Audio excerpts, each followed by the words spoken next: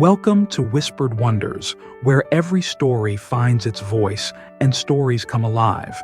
Here, we believe every tale has a heartbeat, every word carries a spark, and every whisper holds a wonder waiting to unfold.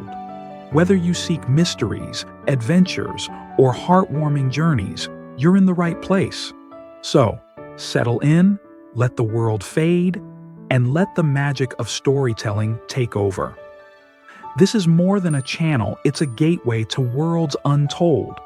Subscribe and like now, and let's discover the wonders waiting for you.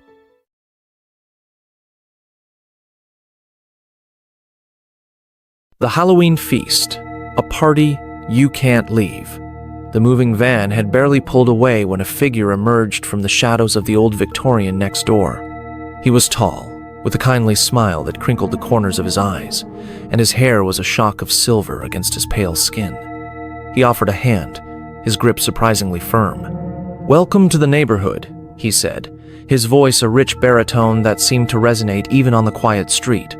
"I'm Alistair, and this," he gestured to the woman who'd appeared beside him, her dark hair pulled back in a severe bun, "is my companion, Ilara." Ilara gave a tight, polite smile that didn't quite reach her eyes. The new residents, Ben and Chloe, were still a bit frazzled from the move. "I'm Ben, and this is Chloe," Ben replied, shaking Alistair's hand. "Thanks, we're just trying to get settled." "Well, settling in is hard work," Alistair chuckled. "We thought we might make it a bit easier. We're having a small get-together, a Halloween party next Saturday. Just a chance to meet everyone. Consider yourselves invited." Ben and Chloe exchanged a glance. They hadn't even unpacked their boxes yet, but the offer was too generous to refuse. "That sounds lovely," Chloe said, smiling. "We'd love to come."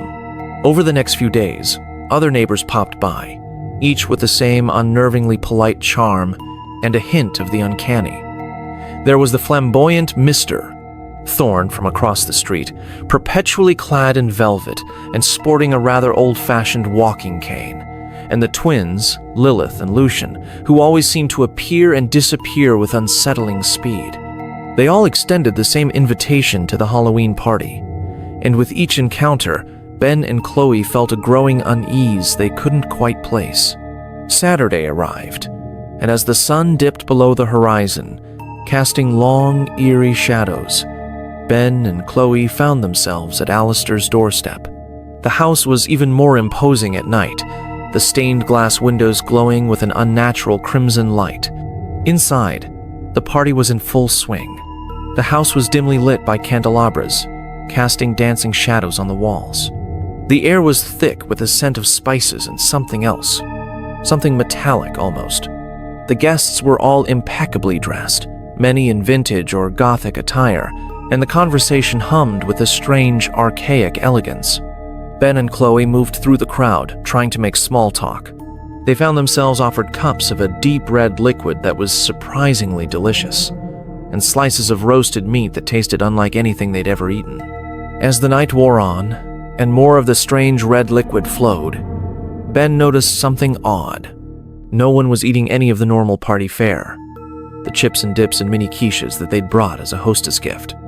And while everyone was incredibly charming, there was something unsettling about the way they stared, their smiles often a little too wide, their eyes a little too intense. Chloe, meanwhile, was becoming increasingly aware of the absence of any reflections in the numerous mirrors scattered throughout the house. She reached up to fix a stray hair, and her hand passed right through. A cold dread washed over her. She grabbed Ben's arm. "Ben," she whispered, her voice trembling, I think they're vampires." Ben's eyes widened. The strange metallic scent in the air, the lack of reflections, the unnerving stares. It all clicked into place with a sickening jolt. He looked around, saw the gleam of inhuman eyes in the shadows, the slow, graceful movement of their hosts as they circled, and the way no one seemed to blink. "We need to get out of here," he hissed, pulling Chloe towards the front door. But before they could reach it, Alistair appeared, his smile now more predatory than kind. "Leaving so soon?" he purred, his voice laced with a new, chilling note. The night is still young, and we haven't even gotten to dessert yet." He gestured towards a long table laden with platters, and Ben felt his blood run cold as he realized what was on them. Not roasted meat, but raw, glistening cuts, each one with the unnervingly familiar texture. "You see," Alistair continued, his eyes fixed on Ben, "we do like to welcome new neighbors with open arms, and a very special treat." As the other guests began to close in, their eyes glowing with hunger, Ben knew their welcome party had taken a decidedly sinister turn. They were trapped, surrounded by creatures of the night, and their friendly new neighbors were about to show them what it truly meant to be a part of their community. The Halloween party had just become a fight for survival.